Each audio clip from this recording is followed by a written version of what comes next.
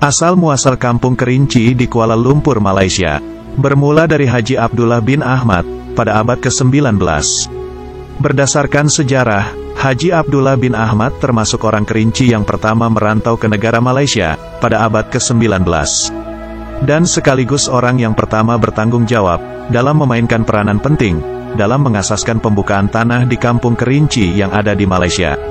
Kedatangan Haji Abdullah bin Ahmad ke tanah Malaysia, bukanlah secara individu. Beliau datang dengan membawa istrinya, yang bernama Hajah Fatimah serta membawa beberapa orang ahli keluarga beliau, yang masih tinggal sekampung di tempat asal mereka yaitu, Desa Tanjung Tanah, Kerinci, Jambi. Pada awalnya sebelum datang ke tanah Malaysia, Haji Abdullah bin Ahmad terpaksa menghadapi kehidupan yang susah di kampung asalnya. Yang mana kesusahan yang dialami di kampung asalnya telah mendorong beliau bersama istrinya untuk datang berhijrah ke tanah Malaysia.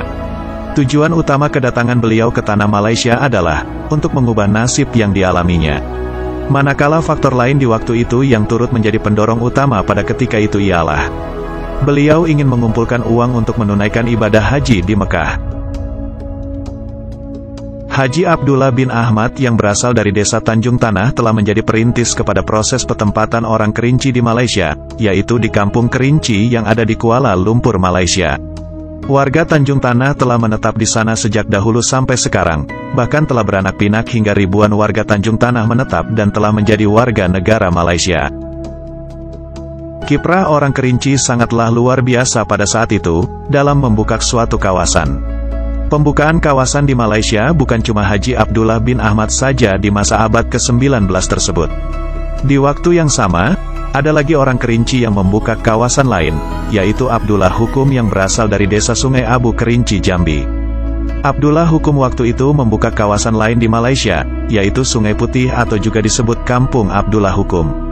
Orang Kerinci juga sangat berpengaruh di Malaysia pada abad ke-19, yang mana orang Kerinci juga ikut serta menyumbang untuk pembangunan negara Malaysia di kala itu. Jasa-jasa orang Kerinci tak bisa dilupakan.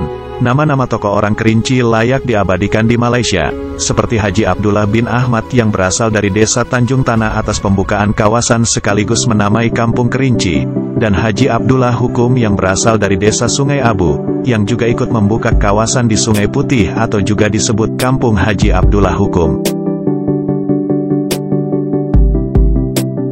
Itulah secara singkat sejarah orang Kerinci di Malaysia pada abad ke-19. Semoga video ini bermanfaat.